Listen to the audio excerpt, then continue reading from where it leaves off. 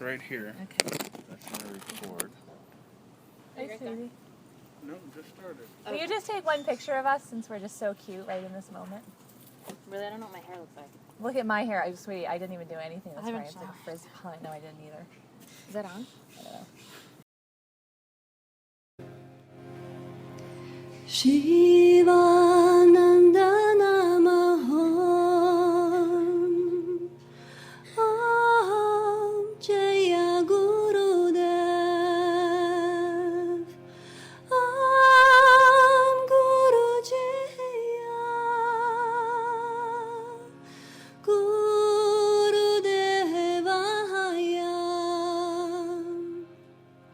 Shivananda Om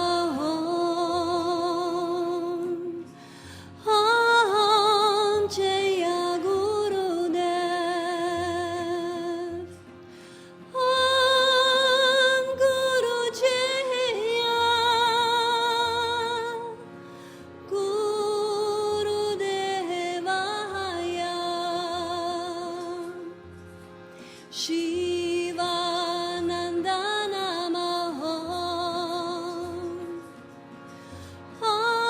Om Jaya Gurudev Om Guru Jaya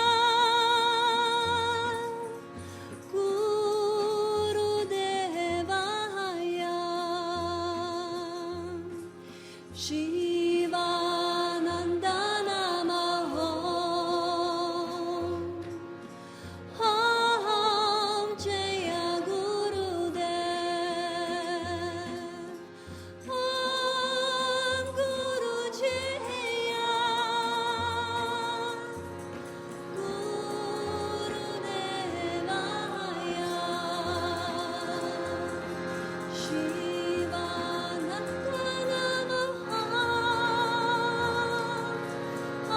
Om Jaya Gurudev Om Guru Jaya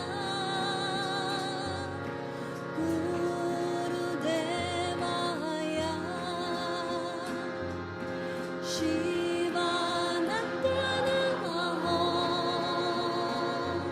Om Jaya Gurudev Om Guru Jaya Gurudevaya Shivananda Om Jaya Gurudev Om Guru Jaya Gurudevaya Shivananda Om Jaya Gurudev. Initially, the idea never came to mind because certain things to me aren't really real until they happen. For instance, even taking the trip to Mexico. Like I didn't really begin to contemplate this until the trip grew closer because then that's when, suddenly all the variables of all the things that could go wrong start to enter your mind. And then that's what kind of makes it real for me. Because before this, the trip to Mexico was just as good as a fantasy because it wasn't that close. I was still working, living here in America, and until that point, never ever left the country. Didn't even know what that was like.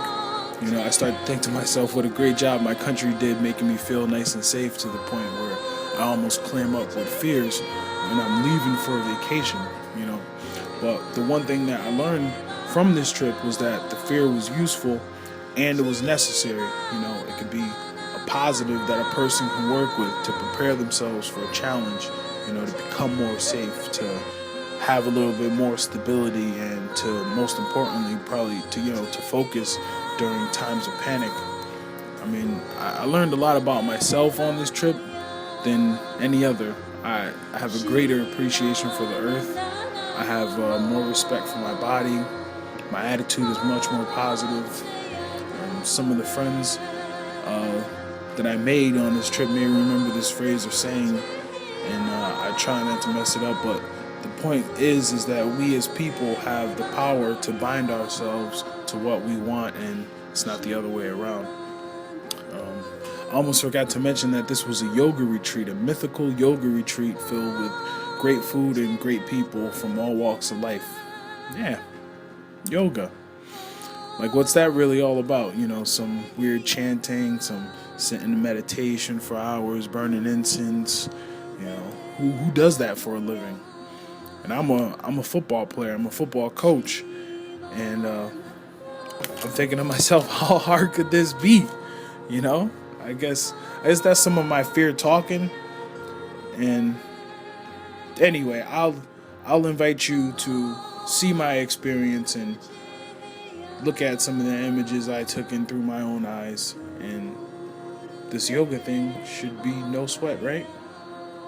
Right? Yeah, right. Cobra, it might be a little bit higher cobra.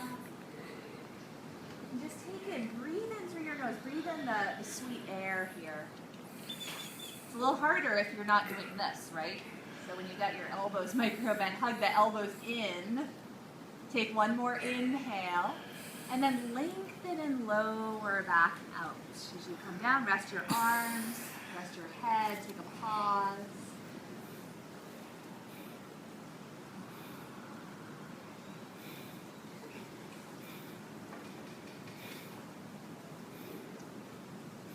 And then place your hands, place your forehead, and press either through table or straight back into downward facing dog. Come into down dog. Good. And walk or hop your way up to the front of your mat. And then bow forward into standing forward. On an inhale, rise partway up. Bend your knees if you hyperextend. And exhale.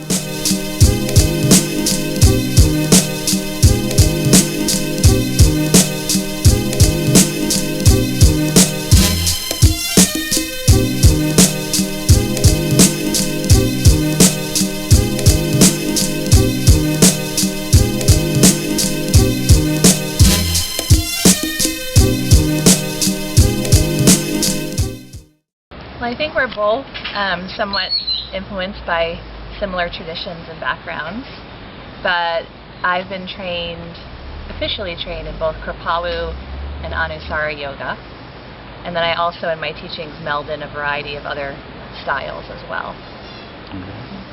Yes, I'm a certified Anusara-inspired teacher, and I also bring in a lot of teachings from Ayurveda and from mindfulness training.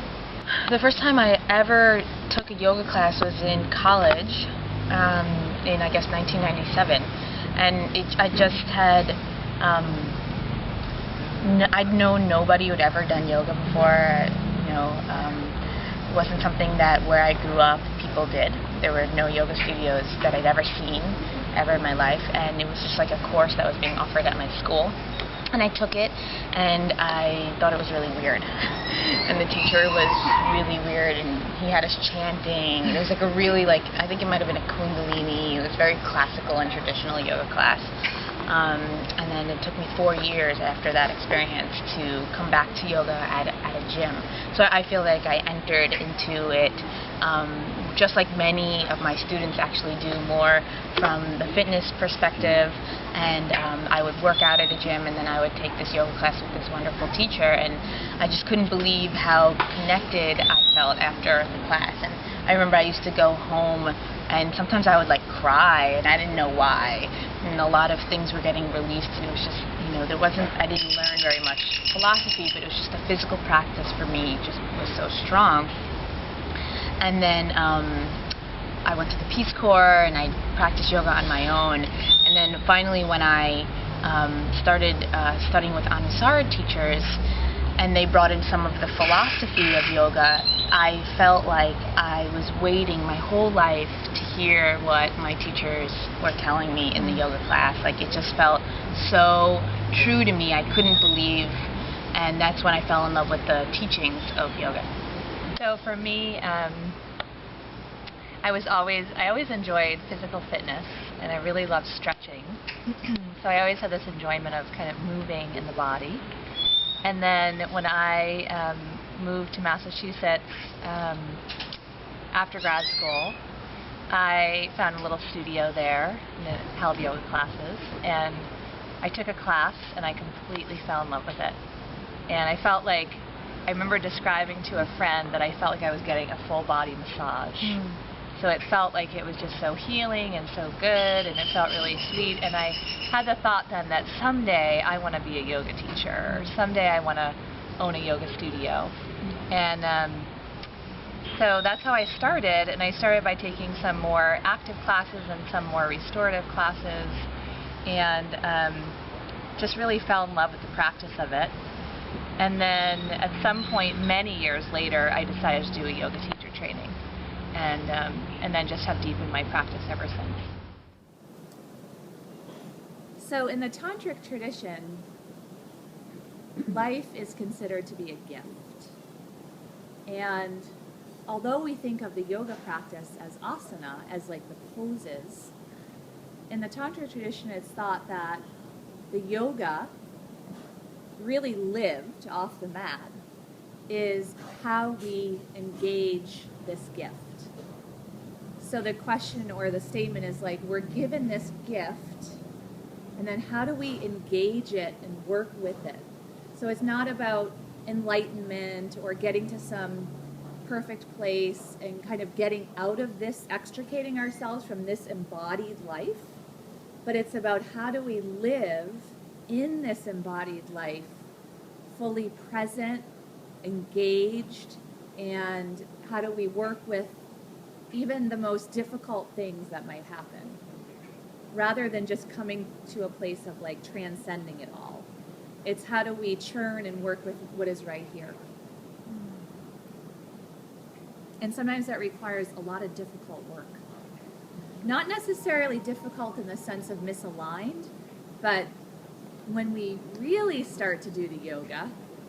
So when I first started doing yoga, I just wrote an article in the paper about this, when I first started doing yoga, I was like, this is so blissful. I love it. And I just felt so happy.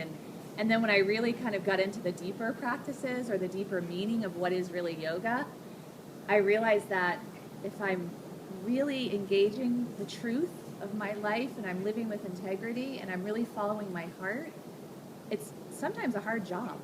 It's not necessarily easy, right? Because we're almost asking more. The yoga is asking more of ourselves. It's not asking us to be complacent or to kind of drop out of life. It's asking us to be really truthful and to really do what we're meant here to do, to engage the gift in the fullest way. One of the things I love about yoga is the people that I've met throughout my practice, all the places I've gone, the trainings I've taken. I've just met so many wonderful people. I feel like it's opened my heart. It helped me with depression. It softened me. It inspired me to teach, something I never thought I'd do. It's pushed me in directions that were uncomfortable that are now more comfortable and then become uncomfortable again, and so the cycle goes. I started probably 40 years ago sporadically when I had little children, and probably in the last 10 years I've done it regularly. But it wasn't around. You had to kind of seek it out 40 years ago, and when you told people you were going to yoga, they didn't know what you were talking about. I think it helps me to know my whole body. I fail at diets or eating healthy sometimes, and I hate to say I'm a failure, but I don't always succeed in running or getting in great exercise programs. But yoga, I feel by the end of the even during the class, that I am really helping my body to know itself, and it stays with me after I do it. And I only go to a regular class once a week, with a teacher, but I do it in between on my own. And after this week, I'm going to try to maybe go to another class that has more balancing and standing poses. Because I realize I can I can stretch further than I'm doing. So, but I guess it's not just going. I go bike riding all the time. I swim, not competitively, but I swim a mile. But this is I can't swim a mile. not like anything else.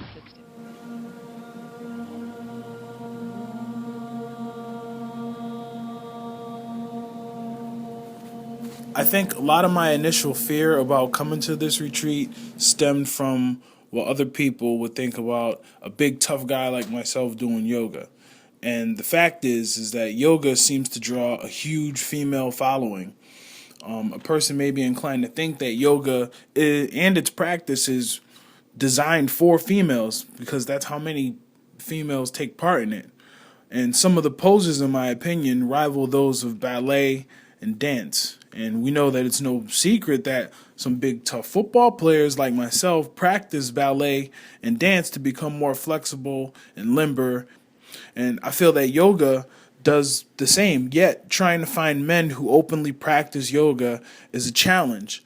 And then again, maybe I've been looking in the wrong places. I do know this: I've never seen a man in yoga stretch pants.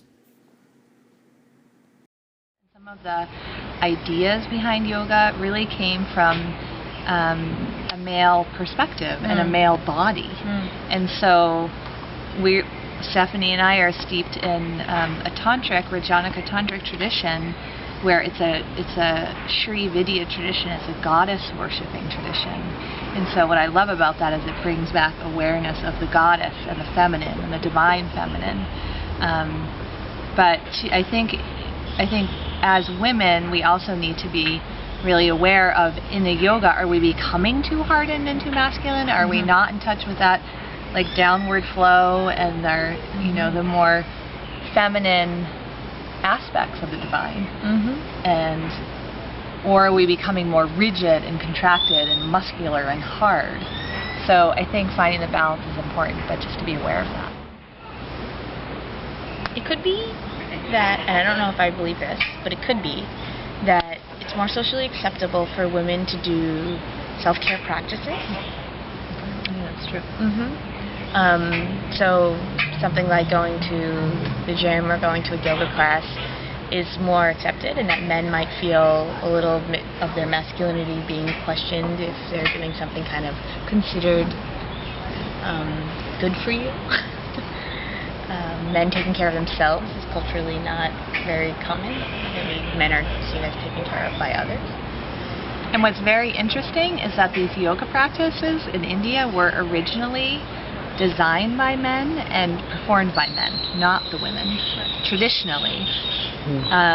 So it's interesting that now it's the women who have kind of taken them on and adopted these practices. Men are comfortable in gyms with other men and other women, so I guess that wouldn't be the answer. I do think yoga has a strong spiritual component, and unlike organized religion with dogma and doctrine, I think the spirituality is a big appeal to women, and myself, maybe I'm speaking for myself. It's more, I don't know if the word's esoteric or ethereal, but I think women are attracted maybe a little bit more, but men who have, I don't know if they have a feminine side or are more intuitive and more receptive, also love it. And I know some men my age or older, I'm going to be 70 in a couple of weeks, and I know a couple of guys older than me who are really enjoying it now, and they just started a couple of years ago. My husband's tried it, but he can't get into it because he tries to keep up with everyone in the class, and then he can't walk the next day. Well, oftentimes when I say to men, or they say to me, I really should come to yoga, I'm so tight, but I can't touch my toes. So you see, there's always a reason not to do something. You have to open yourself up to have a reason to do something. And I think that there are a lot of men who do Bikram yoga because it's more they perceive it to be more physical. Most men do not, who want to be physical, don't really have any idea how challenging physically yoga can be. I think I'm starting to get the point. I'm starting to realize a fear. At this moment, I want to quit. And like a typical guy, I'm saying to myself, you can't be the first one out in a class full of women.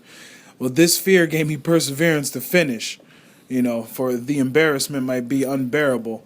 And maybe that's why some men shy away from this amazing practice. If they join a class and it's full of women and they can't hold up with their superior athleticism, the reality of that can crush a male ego. And as Jane said, there's always reasons not to do something. So maybe it could just be fear of failure.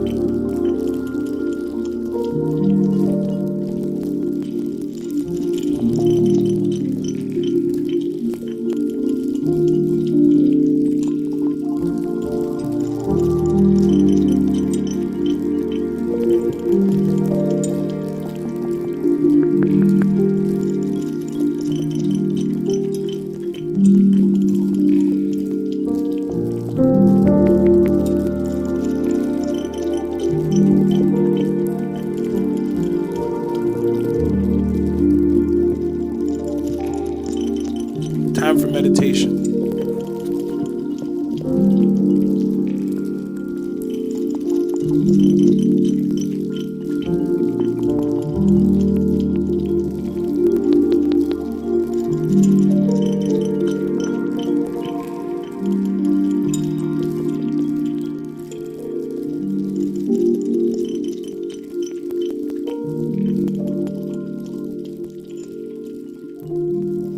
Gracious being, in the busyness of my day, I sometimes forget to stop to thank you for all that is good in my life. My blessings are many, and my heart is filled with gratefulness for the gift of living, for the ability to love and be loved, for the opportunity to see the everyday wonders of creation, for sleep and water, for the mind that thinks and a body that feels. I thank you too for those things in my life that are less than I would hope them to be. Things that seem challenging, unfair, or difficult. When my heart feels stretched and empty, and pools of tears form in my weary eyes, still I rejoice that you are as near to me as my next breath, and that in the midst of turbulence, I am growing and learning. In the silence of my soul, I thank you most of all for your unconditional and eternal love. Namaste. And the group, it's a very eclectic group. People have revealed their struggles. I think we're just a microcosm of the world. And I think the reality is that people have a lot of struggles. We are really different. We go from, I think, age 21 to probably 70. And age is not really a factor. We're all so compatible and have very similar interests. Maybe we're all striving for similar things. We have different interests, but we're striving, I think, for self-actualization or enlightenment or whatever. And we have a real camaraderie.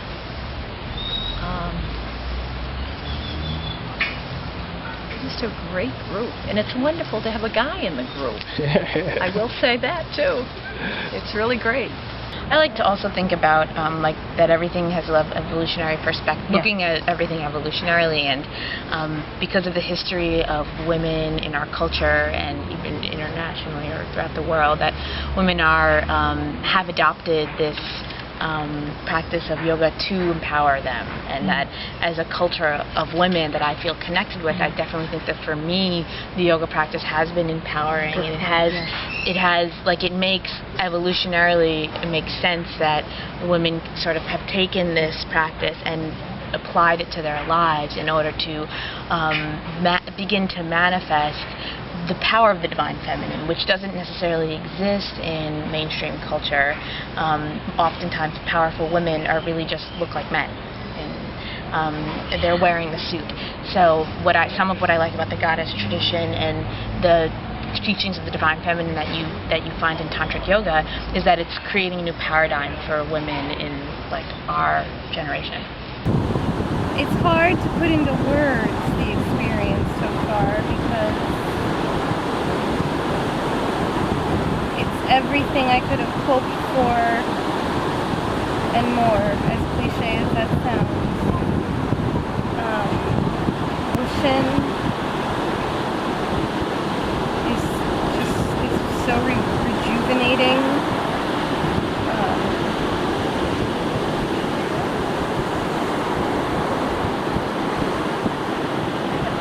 I just feel, rebirthed in a way.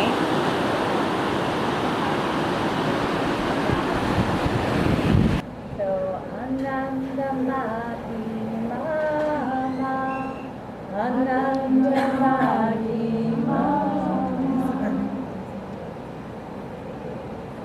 So, Ananda Mahi Mama, Ananda Mahi Mama, Ananda Mahi Mama, Ananda Mahi Mama, Ananda Mahi Mama, Ananda Mahi Mama, Ananda Mahi Mama, Ananda Mahi Mama, Ananda Mahi Mama, Ananda Mahi Mama, Ananda Mahi Mama, Ananda Mahi Mama. I'm gonna chant one.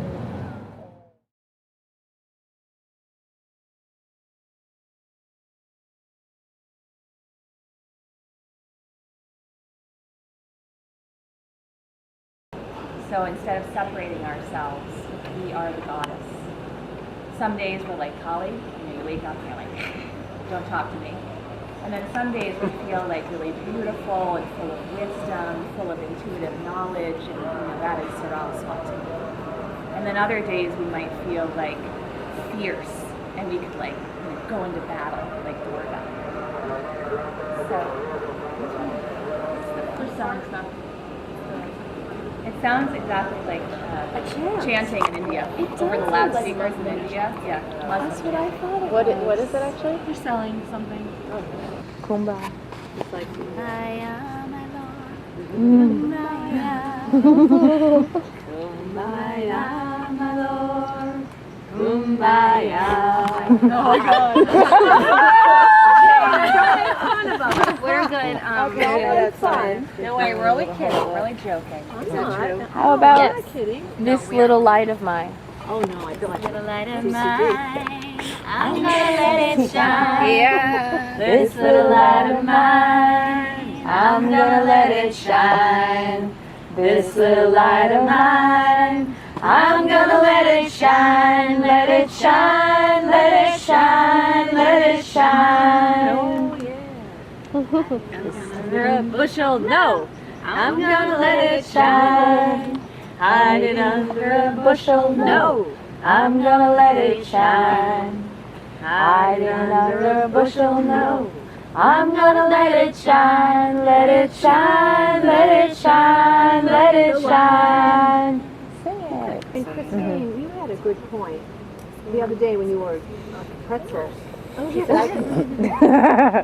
said you can do some of those things that everybody else has to work harder at, but you said you had trouble, like not trouble, but with your hamstring, bending over, and I you can't. said simple things were hard. Yeah. I could do crow all day, but I cannot sit in Dandasana. Yeah. Dandasana is a very hard pose. Yeah. I can't even sit straight, let alone bend forward at all. Almost like Uttanasana, but sitting Sitting straight up, and touching your feet. by your hips, and just sitting. This is bad because I don't do a lot of yoga. I don't know what these things are. Like It's I all said, right. can you You explain don't what have to know it I all. know the Well, we'll not. bridge. We'll try I know not it is to the use bridge. Sanskrit. And that's like my it's hard to totally favorite stretch. Bridge. And I'm like, oh, I know. I love bridge. Sit to Bandasana. just give them some syllables back. Yeah, I was planning like this whole workshop with a friend of mine the other day, and she looked at me like an hour in, and she said, "I don't know any Sanskrit, so can you stop talking in Sanskrit?" I was like, "Whoops, sorry." We had planned like half hour retreat. She's like, "I don't think I know what we're talking about." Oh dear. Well, that's good. But no, we figured it out. It's all good. It is a funny thing about using, the Sanskrit words versus using. Well, see, when I did my Kripalu training, not all trainings, Yeah. my Anusara training didn't do this. But previous to that, I did my Kripalu training, It was all and we had to Sanskrit. sing the Sanskrit we words did. over and over. Yes, so we once did. you learned a pose, We did. you'd be like, say to Bandasana, or whatever. You'd sing them, and then you remember That's them. the way to from singing. learn. Yeah. Does anyone have any, like, I don't know, questions, inquiries, things that you're churning that you want to share or talk about? Oh my goodness. How's that for a loaded question? Wow. Anything personally you want to share that we would really enjoy hearing I about? actually really do. Okay. Let's get to the meat of the matter. I'm really scared to go home. I feel like I don't like the person that I am at home, and I don't want to go back there, and I'm so afraid of losing this and losing the person that I am here. Me in New York kind of sucks. Maybe we could do a ritual and throw that person in the fire. that was awesome. That is really I don't mean physically, I mean If we will hold you and pass you over the maybe the seed for a new way has been planted, and have faith in your ability to nurture that. I don't. That's the problem. But as we effort, as we churn and go through our different cycles, we can call on that support of grace. We can choose what we yoke ourselves to. And we can create ourselves anew in any given moment. We can use the portal, the gateway of spring equinox, this very day, a very potent day, especially on the Mayan Peninsula, to kind of potentize our intentions, our aspirations, or just to become more present in the moment. And one of the things that I've learned from my Ayurveda training is that through the practice of yoga, we're beginning to really detox the body and release environmental toxins and emotional trauma, and we're starting to really transform and metamorphosize, as Anjali said. And it's really important to not go back to like a standard American diet after you've done yoga practice, I believe. And I have to say that my favorite foods, because I have to talk about them, would be the jicama guacamole combination. Yeah. And the papaya, which I normally hate papaya, but the papaya here with a little squeeze of lime is amazing. And then the lunches, like Stephanie said, fish tacos. Yeah. The mangoes. The mangoes. Oh, the mangoes. Yeah.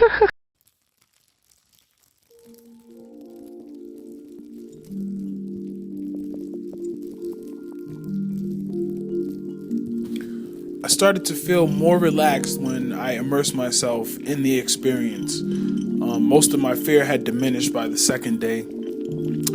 That's the funny thing about fear, is that once you conquer it, or whatever it may be, from that point on, it seems silly and irrational.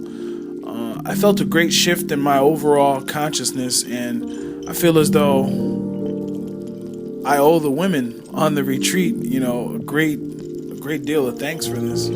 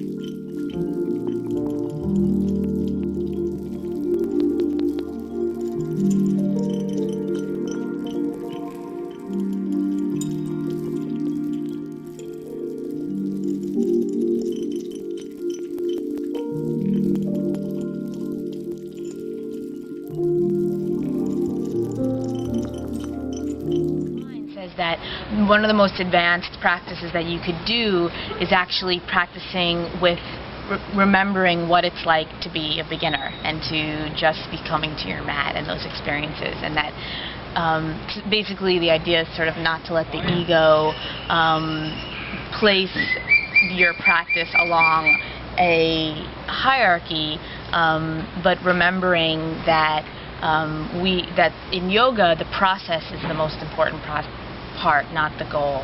So I always tell my students rather, to invest in the process and divest in the goal.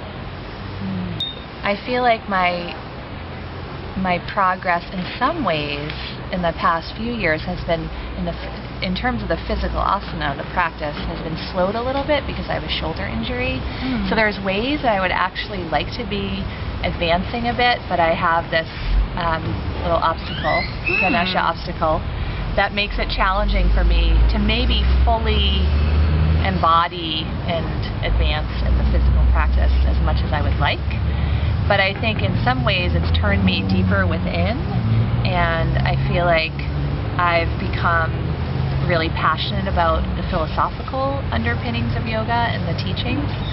So in that way, I feel like I've put in a lot of time and study, and now what's really cool, I feel like at this point, is that when I sit to teach a class or when I sit to meditate, kind of the wisdom and the knowledge and the words of my teachers kind of channel through me in a way that I don't think they have in the past. So I feel like in that way, I've become maybe more of a channel for things to flow through and then flow out to my students.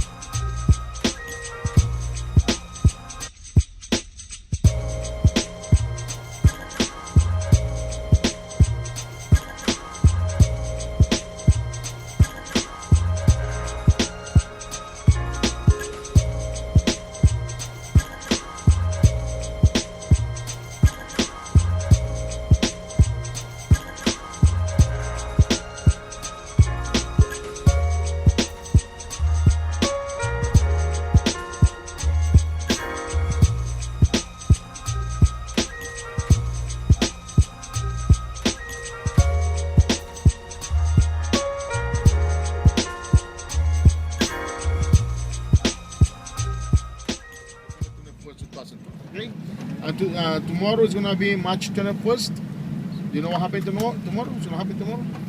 Spring. The spring equinox. Okay. Chichen Itza is gonna be crowded.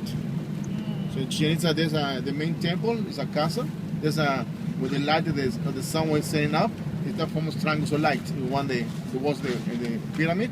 So that's a snake coming from the heaven to fertilize the land and return to the eternal Father. Okay. So that's tomorrow. There's been a lot of people in Chichen Itza. So we got 40,000 people to see this event. Okay.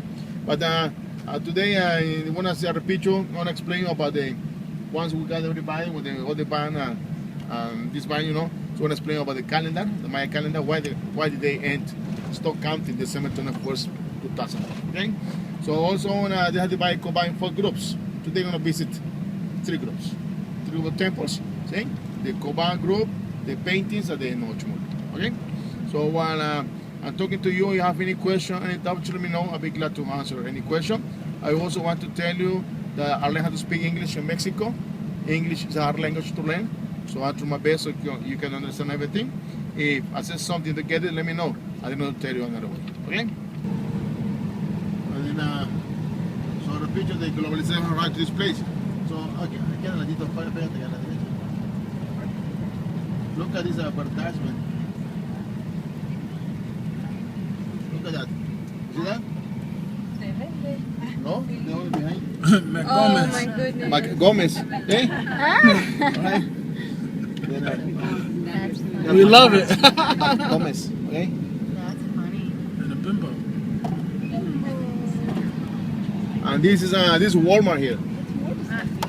The fruits. So all the fruits local. I mean, for the people, they come here to sell the fruits. And in the backyard they have a lot of trees, fruits. You know, orange, papaya, coconuts, mango. So now I'm gonna show you the mango tree. You know the mango tree?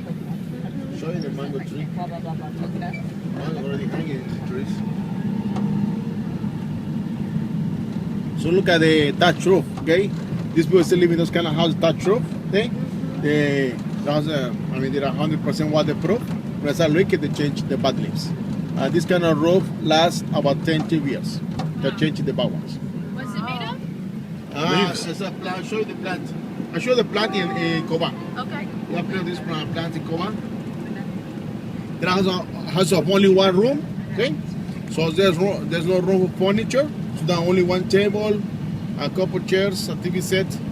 That's very important. Okay? So a TV set, and we always sleep in hammocks. Very important. Yeah. We always sleep in hammocks. So the hammock is a hammock. Okay? So it's more comfort to sleep in a hammock on a bed. So everybody sleep in hammocks in the area. It's too hard to sleep on a bed. At least people have a good air conditioning in their homes. They sleep in beds, but everybody sleep in hammocks. Right? If you buy your hammock, you need to buy a Maya book too. Okay? So have you seen the Kama Sutra, the Hindu book? Okay? Well, the Maya also had their own book, the Amaka Sutra. Okay? So if you see around this, buy it. It's a really interesting book. Okay? Okay. Get closer. Not too close. Okay. So Coban, have you been to Tulum? No? I have. Another Maya site? Yesterday. Tulum, have you been to Tulum? Some people. Some people. Tulum was a ceremonial center, like a Chichen Itza, like a Uxmal, like a Palenque. Most of them were used for religious purpose. Coban was a trade center. See? People from, for example, Chiapas, see the mountains, they used to bring feathers for the birds, colorful birds, you know, feathers for the headdress for the high priest, from Chiapas to Tulum, the closest spot. Okay? They used to bring obsidian for the central Mexico, obsidian, the glass stone, frozen lava for the volcanoes. They used to bring jade from Guatemala, salt from the coast of Yucatan to Tulum, from Tulum to Coban. Right here exchange the things, and from here start deliver to the rest of the Maya kingdom. And so they had to build like a roads that connect the cities. Okay? These roads belong to 600 to 800 after Christ. They are known as Sac Bay. Sac in Maya means white and bay roads. They are roads, white roads. Okay? And I'll show you a map of this Sac Bay. And they have found the longest Sac Bay in Yucatan, from here from Coban to Yaxuna, 60 miles long. Okay? 60 and, or 60? 60. 60 miles of 60 white miles road. long. The white road, straight road. I'll show you the name of this road. And so the whole site belongs to 800 to 12th century. Okay? And so this is a huge area. Something like a 70 square kilometers, the whole ceremonial center. We're talking about 35, 40 square miles, the whole ceremonial center. The thrill of bike riding in Mexico.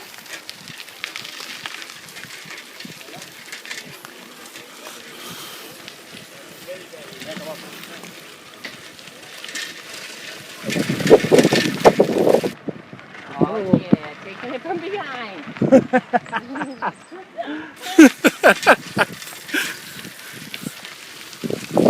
What's it called in Tour de France when you're taking your speed from the person in front of you? You're drafting.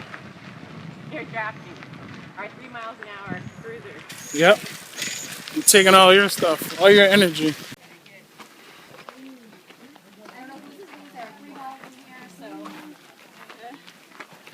I will not drink out of the bowl. This is interesting. What is that? It's like hieroglyphics. To get like ready. There are 3 bottles because Audrey had an extra one and I took it for her. Oh. But they're my vitamin water.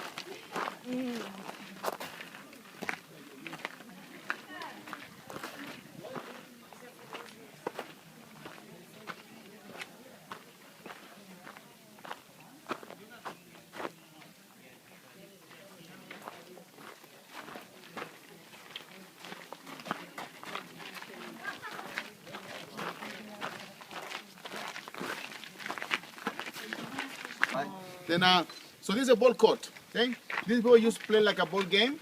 It wasn't a sport. It wasn't a game. It was a ritual ceremony, very important among them. And there's not much evidence about the game. The Maya people mention a game between the lords of the heaven and the hell. They don't mention any detail. Just there was a game between the lords of the heaven and the hell. Just showing us the eternal struggles against God and evil, good and bad. They don't repeat mention any detail about the game. If there's any tour guide telling you about details about the game, if you watch on TV, and the expert scholars talking about this, they are lying to you, right? So in Chichen Itza, there are some carvings. You get a better idea how they play this game. It's a huge ball court, 50 times as big as this one. Huge area, very high walls, the hoops are very high at Chichen Itza.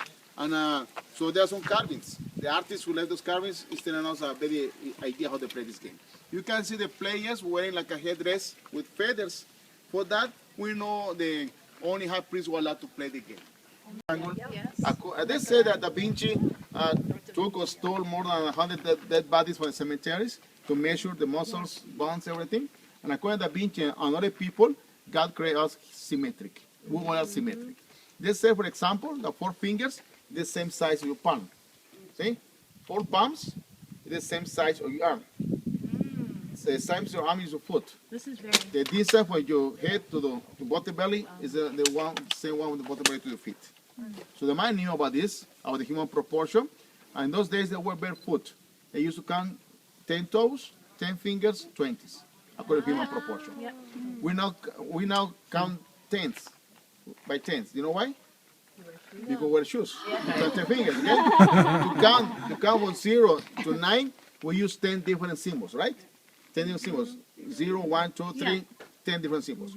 You see the Roman numbers? There are several letters, several symbols. In any civilization, people use several symbols to count. The Maya people use only 2 symbols to count from 1 to 19. Okay. Only 2 symbols. Do you have an idea what were those symbols? No? 0, 1. Yes. A unit was That's like the one computers, dot. the codes. 1 dot. The sun. Number 5, the horizon. 1 bar. Number 7, 1 bar and 2 dots. Number 8, 1 bar and 3 dots. Number 10, 5 and 5, 2 bars. Number 11, 2 bars and 1 dot. As easy as that. Kids cannot throw in the mathematics in those days. It was easy. So they call this system, code system, binary system. We're using on computers. Okay? And the Maya, 800 years before the Roman people, 800 years before the Roman, the Maya already knew number 0. Number 0? There's no 0 in Roman numbers, right? The Maya had number 0, and number 0 was represented by snail. Why snail? Because it's empty, nothing. Have you noticed that the Omoe Nacho is connected with the Maya life? That's beautiful. Have you noticed that the snail and sun, the horizon, all this stuff is connected with everything? And let me show you. Let me show you here. So what I'm telling you about the banana system.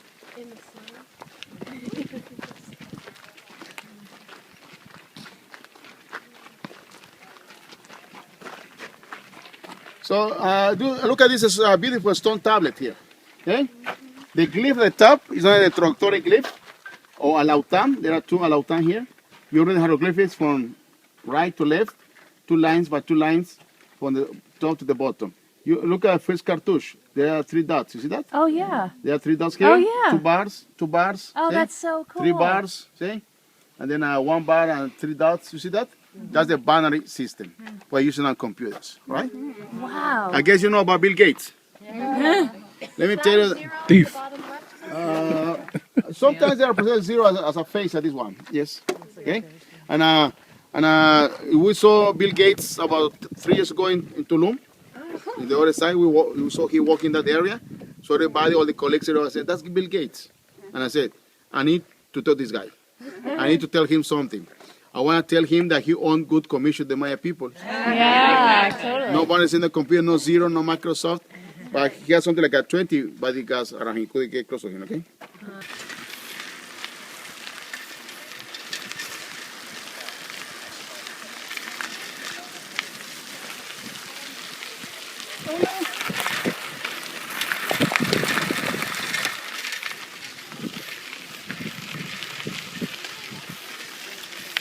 Unbelievable skill that took not to crash. It's a workout, that's what it is. And not all the steps are even.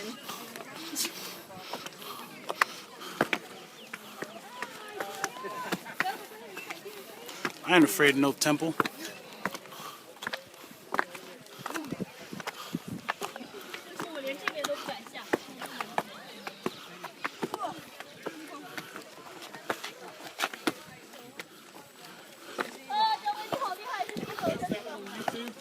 I'm about to. We gotta make it first. Make it, then you deserve it, right? You saw why I stopped here. Let's have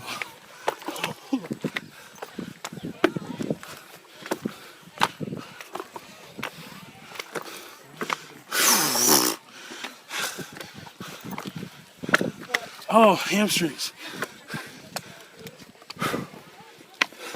It's no joke. Holy crap.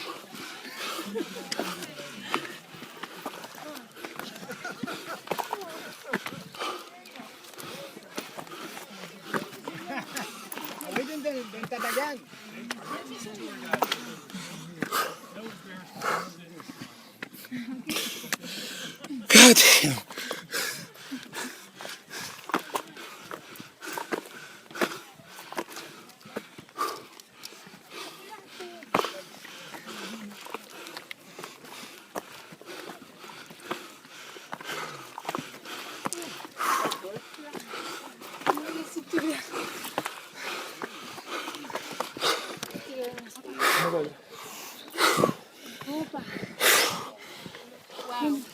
Damn.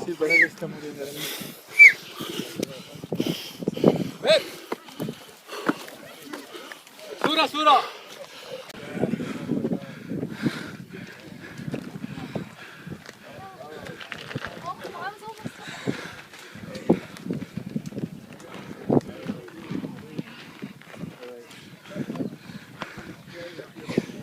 Yeah, Lori. Did they sacrifice people up here? I'm about to sacrifice myself so I could get down.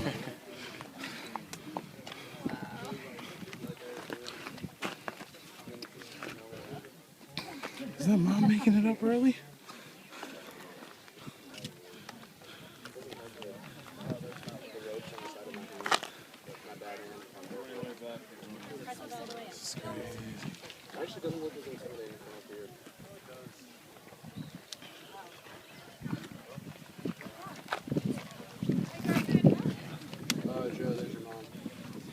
Come on, big guy.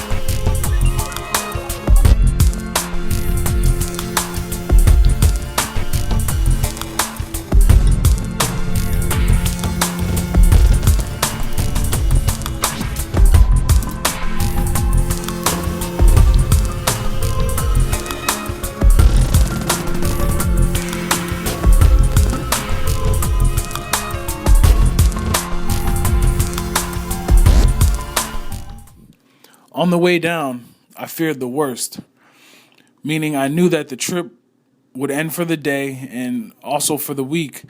And suddenly, I felt how Christina felt.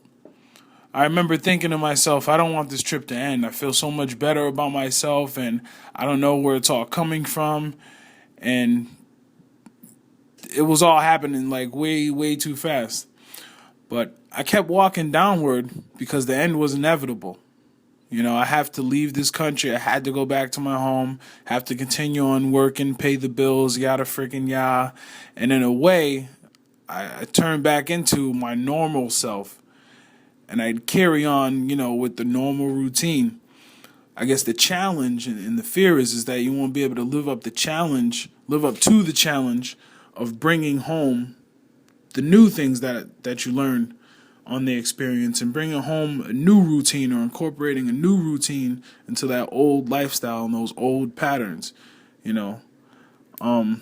It's kind of baffling to me, the feelings of standing thousands of feet in the air on the top of a temple. You look across the landscape and you feel big enough to grab the entire landscape and the skyline. Yet you have to respect how small and insignificant you are, because if you fall, you're a dead man.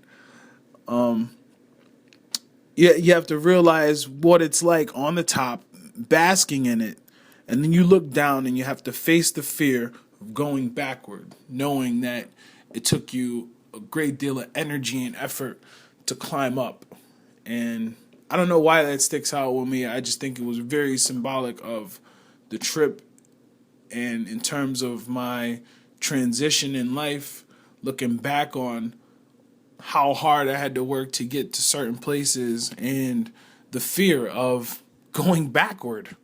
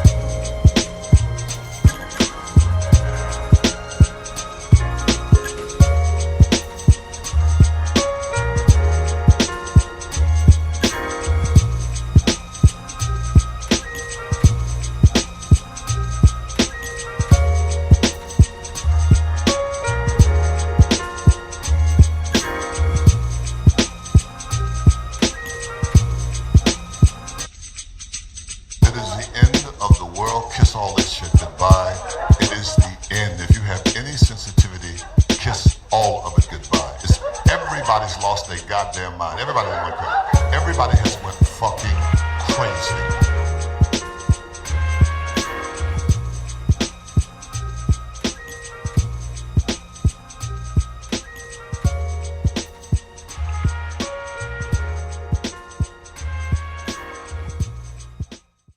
I think the first real obvious one is just how beautiful it is here, and I find I haven't traveled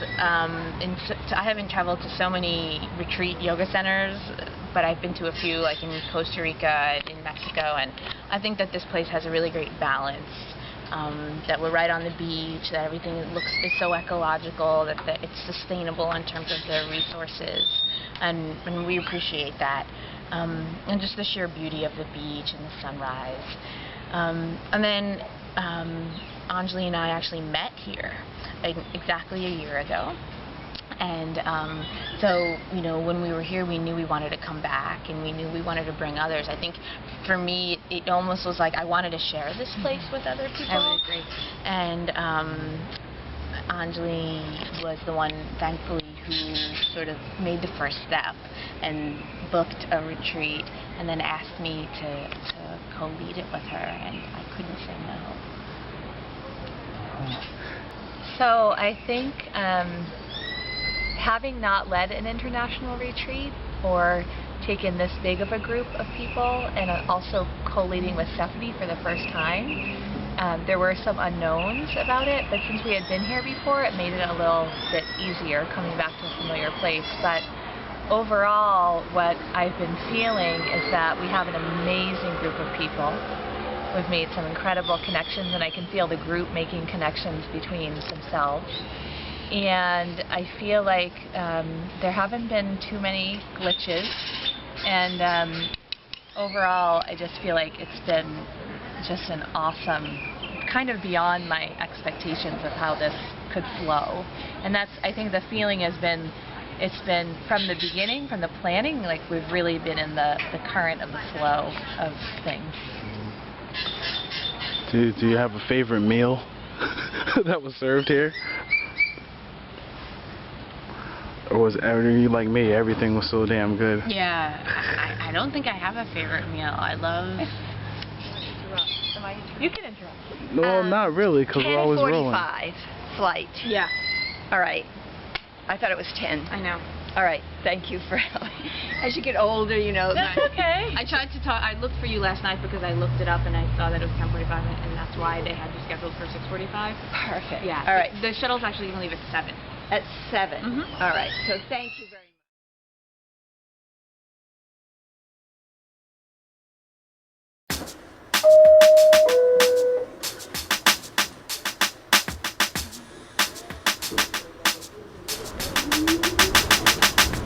It's just more days, more replays of exactly the same thing.